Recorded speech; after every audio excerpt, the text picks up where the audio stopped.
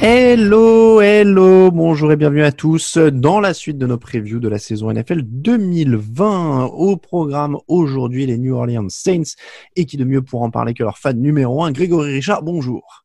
Bonjour à tous. Raphaël Masmejean, bonjour. Salut. J'aurais pas dû dire ça, on va accuser la preview d'être biaisée du coup. C'est ça. Alors que pas du tout. Cette preview qui vous est présentée par Brooklyn Fizz, épicerie américaine à Lyon et sur brooklynfizz.fr. Épicerie donc, mais aussi produits NFL, casquettes, ballons, Funko Pop. Il y a aussi de la NBA, de la NHL et de la MLB. Pour ceux qui aiment les sports américains, c'est brooklynfizz.fr avec 2 Z. Messieurs, nous parlons donc des New Orleans Saints et j'ai encore mal mis ma page à jour et je n'ai pas leur bilan devant les yeux. C'était 12 victoires de mémoire la saison dernière. Non, 13. Ils étaient décidément tellement forts. Addition pendant l'intersaison de Jameis Winston, de Ty Montgomery, d'Emmanuel Sanders, d'Anthony Chiquilo, de Nigel Bradham et de Malcolm Jenkins notamment. Ils ont drafté César Ruiz sur la ligne, Zach Bone au poste de linebacker et le tight end Adam Troutman notamment. Ils ont perdu Teddy Bridgewater, Larry Warford, Patrick O'Malley, Eli Apple et Von Bell, entre autres. 13 victoires donc ces 2 dernières saisons même à New Orleans, mais des échecs en play-off qui s'accumulent. Drew Brees qui continue de courir après sa 2e bague. Greg, il semble encore avoir amélioré l'effectif autour de lui finalement, donc ils sont parmi les favoris au titre, on peut déjà le dire. Oui, de toute façon, on découvre pas que New Orleans c'est peut-être l'équipe en NFL qui est la plus win now. C'est-à-dire que ils mettent vraiment toutes leurs chances pour les dernières années de Drew Brees, peut-être la dernière, des échos qu'on a eu il y a pas si longtemps que ça et d'un petit lapsus qu'avait lâché Sean Payton en interview. Peut-être la dernière pour justement aller chercher en effet cette bague. Sachant qu'il y a beaucoup de rookies, notamment de la belle campagne, je crois que c'était de la draft 2017, qui vont demander un renouvellement de contrat et du coup, avec la fin de carrière de Brees, il va y avoir une petite remise à niveau. Donc là, c'est vraiment la fin d'un cycle, si je peux m'exprimer ainsi, qu'il va falloir vraiment bonifier. Et en effet, il y a eu une intersaison vraiment bien gérée. Les 3 choix de draft que tu as cités, les 3 principaux, c'est très intéressant. Et en effet, des choix avec des vétérans confirmés, Jenkins, Sanders. C'est déjà que l'effectif était de qualité avec notamment le meilleur bilan de la NFC 2 saisons de suite, me semble-t-il. Là, je pense que les Saints sont encore très armés pour dominer au moins en saison régulière la conférence nationale. Raphaël, c'est pas infamant pourtant pas de dire que New Orleans reste quand même le favori de cette division, à l'expérience, à l'effectif, à plein de choses. Non, c'est pas infamant. Moi, je rejoins Greg en partie et j'irais jusqu'à pousser que c'est peut-être l'effectif le plus complet de la ligue. Quand tu le regardes sur le papier, il y a de la qualité dans toutes les escouades, il y a de la profondeur, il y a des remplaçants à certains postes quand même à un niveau correct. Je trouve que sur le papier, c'est une équipe qui a pas vraiment de points faibles, qui a des joueurs ou des escouades peut-être un peu moins solides, machin, mais quand tu la regardes, quand c'est une équipe, tu regardes, tu dis pas purée, ça c'est le truc qui va les faire perdre à tous les coups, quoi. T'as quand même pas trop ce genre de réflexion. Donc non, forcément ils sont dans les très très gros favoris de la saison, aucun doute.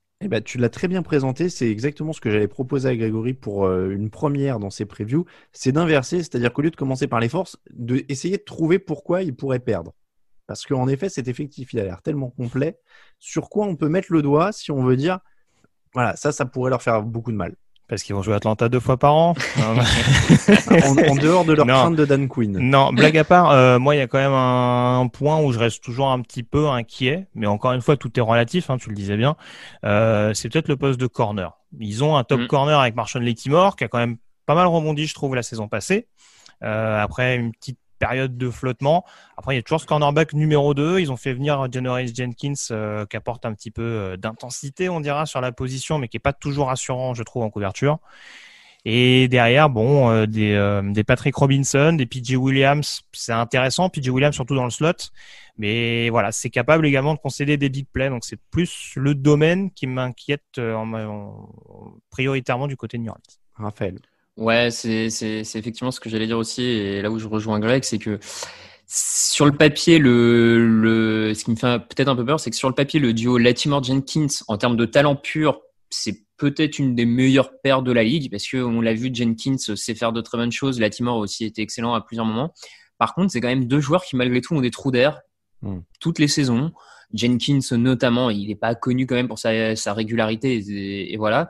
Donc effectivement, dans un mauvais jour, c'est un duo qui peut te faire passer à côté d'un match, surtout dans une division où ils vont rencontrer des escouades de receveurs assez costauds. Ils vont quand même jouer Bridgewater 2 fois par an, quoi. Je veux dire. Donc bon, ouais, je rejoindrai Greg là-dessus. Ça peut être un des petits points faibles à un moment dans la campagne de playoff qui s'annonce à peu près une certitude par contre.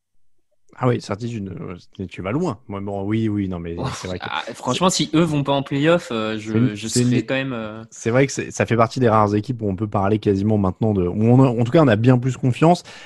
Bon, je suis obligé de le mettre sur la table. Drew Brees a 40 ans. Je vais pas dire que Cameron Jordan a 31 ans et que Malcolm Jenkins ont 33 ans parce que maintenant, ça m'embête un peu de dire que ces joueurs-là sont vieux. Maintenant que je suis plus vieux que ça, tu vois. Mais Drew Brees a 40 piges. Est-ce que c'est une inquiétude ou pas? L'an dernier, il a 27 touchdowns, 4 interceptions en 11 matchs. Il rate des matchs, ce qui est quand même assez rare pour lui. Est-ce que ça pourrait à un moment poser problème? Je sais qu'il y avait eu une période, à un moment où on disait qu'il semblait un peu moins véloce au niveau du ballon, mais c'est toujours quand même plutôt bien placé. Donc, moi, ça ne m'inquiète pas plus que ça, mais est-ce que ça inquiète un de vous deux? L'avantage qu'il a, c'est qu'il compose quand même avec un des top receveurs de la ligue, avec un Michael Thomas qui continue de progresser, qui même quand les lancers sont pas extraordinaires, sont capables d'aller remporter des duels un petit peu contestés. Donc c'est quand même sa force. Et puis avec Thomas et Sanders, il a quand même la possibilité d'avoir des joueurs capables de se démarquer sur le domaine profond. Et en effet, ce qui peut être un petit peu imputable à Brees avec en effet cet âge désormais avancé, je cherchais de manière classe de le dire. Voilà, c'est peut-être en effet un bras qui est peut-être un peu moins canon par rapport forcément au standard qu'on avait connu. Maintenant, peut-être une petite tendance à lancer un peu moins rapidement que les standards qu'on pouvait connaître de lui. Après, très franchement, voilà, il a quand même un casting autour de lui qui peut gommer efficacement ces données-là. Il a toujours un running back qui est capable d'être extrêmement dangereux en sortie de backfield, même si je trouve que pour la responsabilité de running back numéro 1 l'année passée, ça a été un petit peu en deçà de ce qu'on pouvait espérer, en tout cas d'un point de vue touchdown. Maintenant, voilà, il a quand même des pièces il a quand même beaucoup de pièces autour de lui pour permettre de pas être trop exposé, si je peux parler ainsi, même si je pense que à 40 ans, il continuera d'être l'un des quarterbacks les plus dominants de la ligue. Juste, football fiction une seconde, il se blesse, Jameis Winston rentre sur le terrain. Non, c'est Taysom Hill. Non, tu crois que c'est lui le numéro 2 je sais pas, ils lui ont pas donné 14 millions sur 2 ans? C'est vrai. En tout cas, sur la depth chart, il est officiellement numéro 2 devant Jameis Winston, en effet. Moi, j'y crois pas du tout. Hein. Moi, personnellement, je mets Winston à la place de Hill tous les jours. Mais clairement. Ouais. Je sais pas, il y a un flou. Et donc, dans ce cas-là, Jameis Winston rentre sur le terrain, il fait gagner le Super Bowl aux Saints. Non, mais alors, tu sais, je blaguais tout à l'heure, mais encore une fois, on a vu que sans Brees, avec Bridgewater, ils ont perdu aucun match. Ouais, ça continue à tourner avec forcément une attaque aérienne. Mis à part peut-être le match justement contre Tampa où Bridgewater fait une rencontre énorme. Voilà, le jeu aérien qui était moins clinquant forcément, mais sinon, je veux dire, ça continue à tourner. Donc Winston qui est pas un mauvais quarterback fondamentalement, même s'il il avait tendance forcément à commettre beaucoup trop d'erreurs. Je sais pas si à New Orleans il se fera forcément tâche. Hein. Après, le truc c'est que Winston, c'est quand même s'il y a plus opposé à Bridgewater que Winston, je sais pas c'est qui, mais on n'est pas loin, hein, parce que Winston, on va lui dire, t'as Michael Thomas, il va dire pas de souci, je gère, il va lancer dans tous les sens. Et l'autre, il a beau être agressif sur les duels, à mon avis, il va passer du temps à ramer. Hein. Bon, en tout cas, ça fait partie. Mine de rien, c'est quand même un remplaçant plus qu'honnête, avec de l'expérience, et on sait que déjà en NFL, c'est important pour les remplaçants, et deuxièmement, en cette période avec d'éventuels contrôles Covid positifs, etc., ça peut servir. Donc, ils ont ça, ils ont Taysom Hill. On l'a dit, le jeu au sol était 16e l'an dernier. Il y a une ligne offensive qui est bonne, donc l'attaque, a priori, sera excellente. Mais c'est vrai que ça n'a pas toujours été le cas à New Orleans depuis l'arrivée de Drew Brees, mais maintenant, leur défense est aussi une grande force de cette équipe, Greg. On a Cam Jordan à 15 sacs et demi, il y a un Demario Davis qui a explosé au milieu de la défense l'an dernier, et en plus, ils rajoutent même Malcolm Jenkins pour équilibrer un peu leur groupe de safety. Oui, non, c'est sûr. Après, il y a une perte non négligeable. Hein. Bon, je l'avais dit dans le podcast Dallas, mais la perte de Mike Nolan en coach linebacker, je pense que ce sera quand même à surveiller, vu que c'était vraiment une des escouades défensives les plus sûres, je trouve, des Saints ces dernières années. Il y a pas mal de joueurs en plus qui sont dans une année un petit peu décisive avec beaucoup de backers en fin de contrat. notamment les Kiko Alonso, Craig Robertson, etc. Mais c'est vrai que cette défense elle est extrêmement solide. Cameron Jordan, tu le disais, qui restera une des forces de l'équipe. Faut voir quand même ce que va donner à Marcus Davenport, qui n'a pas encore confirmé vraiment son statut de premier tour. Mais après, voilà, il y a quand même pas mal de joueurs intéressants sur la rotation. Sur le poste de defensive tackle, il n'y a pas de star absolue, mais ça a très très bien tourné l'année passée. Donc non, très franchement, c'est une équipe où il y a quand même peu de points faibles en défense. C'est pas aussi impressionnant et glamour qu'en attaque, malgré les noms que tu as cités.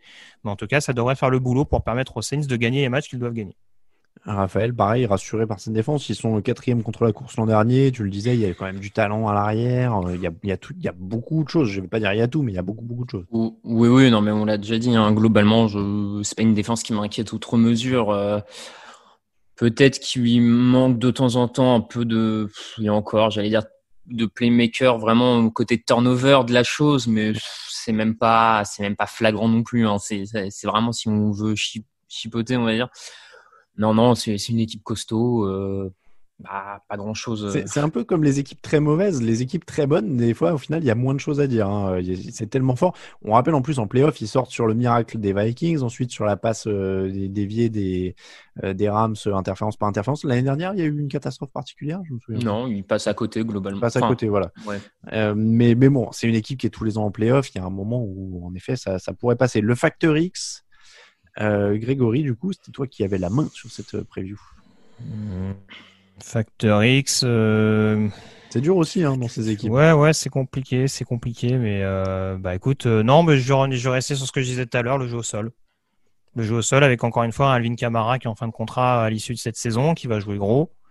On faut voir un petit peu le rendement de ce qu'il peut apporter, même s'il peut s'exprimer par différents biais, donc forcément tout sera relativisé, mais voilà, faut vraiment une vraie menace au sol pour mettre justement un petit peu moins de pression sur Drew Brees et rendre vraiment cette attaque, continuer en tout cas de rendre cette attaque inarrêtable selon moi. Raphaël. Écoute, c'est difficilement tangible, mais j'aurais presque envie de dire le mental. C'est une équipe qui est armée pour aller au bout depuis 4 ans maintenant, qui depuis 3 ans se plante en play-off. Alors arbitre par arbitre, chacun se fait son avis, miracle pas miracle, mais je me méfie toujours un peu des équipes qui ont tendance à invoquer le destin, le sort, la malchance pour expliquer leur défaite. Et ce cercle-là de on n'y arrive pas en play-off, faut aller chercher la bague pour Brees à tout prix. Enfin, je trouve qu'il y a un truc un peu mental à peut-être passer pour justement réussir en play-off. Et est-ce qu'ils en sont capables? Oui, sans doute, mais attention au blocage psychologique. Surtout côté Brees, la quête ultime, finir sur une bague. Attention à pas je sais pas, il y a un petit truc pas facilement. Après, il y a toujours une certaine mystique autour de cette équipe parce que l'année de leur premier titre, il y avait toute cette mystique renaître après Katrina, etc. Donc, ils aiment bien jouer sur l'émotionnel. Greg, tu voulais dire quelque chose? Ouais, juste par rapport à ça. Alors, c'est vrai que ce qui est aussi un petit peu piégeux, c'est que les Saints, ils peuvent faire partie de ces équipes qui vont peut-être très bien démarrer, se mettre rapidement à l'abri et se retrouver dans un mois de décembre où je dirais pas qu'ils sont en roue libre. Mais en tout cas, oui, il peut y avoir justement cette certaine relâche avant les playoffs qui justement peut être également un petit peu préjudiciable. Alors je sais pas si c'est vraiment ça qu'avait joué l'année dernière contre les Vikings, mais voilà, il y avait eu alors que paradoxalement ils ont joué par exemple les Niners dans un gros match au Superdome. On va voir que le calendrier de décembre est plutôt corsé. Il est sympa aussi, ouais. Donc ce sera à surveiller, je pense, sur la durée. Pour mon Factor X, comme Greg a pris un excellent Factor X avec le jeu au sol, moi je vais en prendre un peu plus bizarre, mais je vais dire Jameis Winston, parce que vous savez, on est en 2020, vous avez vu tout ce qui s'est passé. Il y a forcément un moment où Drew Brees va tomber, et là, Jameis va s'élever sur le terrain. Et je pense qu'en février 2021, quand Jameis Winston aura le sourire, avec un crabe dans la main, le trophée Lombardi dans l'autre, comme ça, en train de le brandir devant la foule, probablement absente du stade, parce qu'on ne sait pas où on en sera à ce moment-là, je pense qu'à ce moment-là, on dira « Ah ouais, 2020, c'était ouf, mais 2021, ça commence encore plus fort. » Donc je pense que Jameis Winston est vraiment le Factor X pour faire passer le monde dans une dimension encore supérieure à ce qu'on est en train de vivre. Et je pense que le premier titre de Jameis Winston est forcément pour maintenant. Ça peut pas être autrement. C'est écrit, vous l'aurez entendu ici en premier. Et évidemment, détruisez cette émission si ça ne se passe pas. Mais c'est toujours comme ça, c'est le jeu. Messieurs, les pronostics, donc on parlait du calendrier difficile au mois de décembre. il sera difficile au début aussi parce que ça commence avec la réception des Buccaneers de Tom Brady, déplacement ensuite à Las Vegas, réception des Packers, déplacement à Détroit, réception des Chargers, semaine de repos, réception des Panthers, déplacement à Chicago, déplacement à Tampa, réception des 49ers, puis des Falcons, déplacement à Denver, puis Atlanta, puis Philadelphie, réception. Alors voilà, le Philadelphie, il commence le mois de décembre dont on parlait, avec ensuite réception des Chiefs, réception des Vikings et déplacement évidemment chez le terrible Teddy Bridgewater et les Carolina Panthers. Donc ils vont avoir une belle rampe de lancement pour les playoffs, en tout cas avec le Philadelphie Kansas City Minnesota. Oui. Ils sont favoris de quasiment tous ces matchs. Je parle de tous les matchs de leur calendrier.